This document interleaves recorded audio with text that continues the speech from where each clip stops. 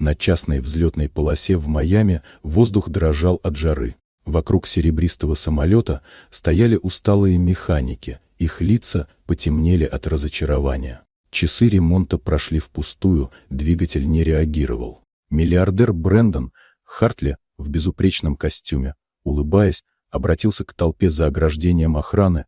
«Кто-нибудь здесь думает, что справится с тем, чего не смогли мои специалисты?» Зрители переглянулись, это звучало как насмешка, а не как вопрос. Тогда из толпы вышла худощавая девочка лет 11. Ее звали Мэдди Брукс, она выглядела скорее как ребенок, потерявшийся в аэропорту, чем как человек, способный работать с реактивной турбиной. Но в ее глазах была уверенность, которую редко встретишь. Она подошла к самолету, не сказав ни слова. Ее мать, Клэр Брукс, официантка из закусочной неподалеку, стояла в стороне, сжимая руки от волнения. Но Мэдди уже осматривала двигатель, пальцы пробегали по панели, словно она знала этот механизм наизусть. В ее памяти всплывали уроки отца, бывшего военного инженера, который учил ее турбинным схемам вместо сказок перед сном. Она присела, попросила инструмент. Механики обменялись взглядами, но один все же протянул ящик. Болты один за другим уходили в сторону, движения Мэдди были точными и быстрыми. Шепот пронесся среди зрителей. В воздухе повисла тишина.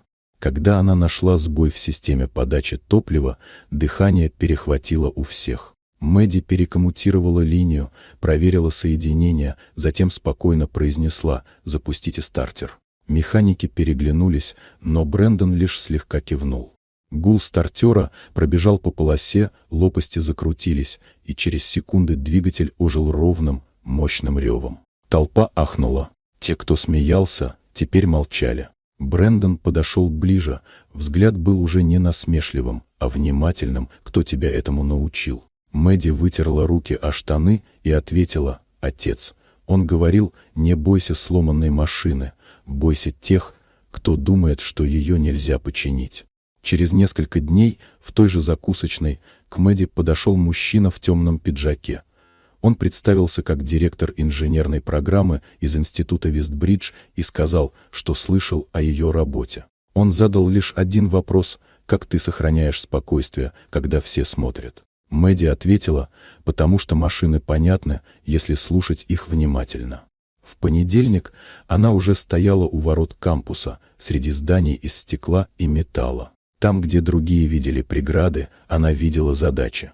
И когда спустя месяц ее имя произносили наравне с лучшими инженерами программы, Брэндон Хартли приехал посмотреть на ее новые проекты и сказал: «Ты сделала больше, чем просто починила двигатель, ты напомнила всем, что гений может прийти откуда угодно».